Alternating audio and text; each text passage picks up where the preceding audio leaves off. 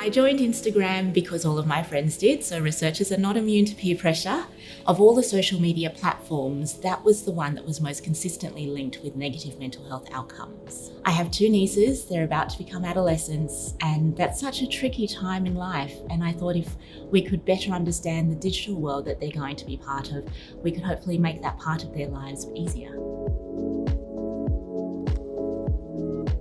I use sample surveys in my research because when I was doing my PhD, it took me 2 years to collect data from 60 participants. And I thought, that's it. When I grow up, I'm going to use sample surveys. They are convenient and they offer this beautiful snapshot of the world in a particular moment in time. And they provide a way for people to share their stories in a safe and non-confronting environment. I've conducted research into women's experiences of workplace support following early pregnancy loss or miscarriage, and you can imagine that's a challenging topic to talk about, and it is such a privilege to read their stories in the survey data that we've collected, and I think that would have been a very different experience for our participants had they had to share that to me face-to-face or even by Zoom. There are limitations with sample surveys in the same way that there are limitations with any other methodology. So we get this really lovely snapshot in time, but that's also all that we get. That means that we don't get to see changes over time. And it means that we get to see relationships between the variables, but depending on how the survey is designed, I might not be able to confidently draw conclusions about causation.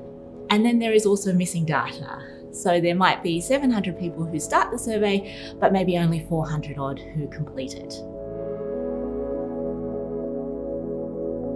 I have made plenty of mistakes with surveys, and these mistakes span from how we write the questions to how we input them into the online survey tool.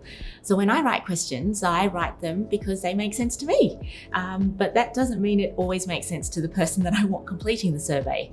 So what we've started doing is running focus groups where we give our potential participants my version of the surveys and they provide feedback, and we adapt the survey questions based on their feedback. I have also made mistakes in the way that I've put these questions into the online platform.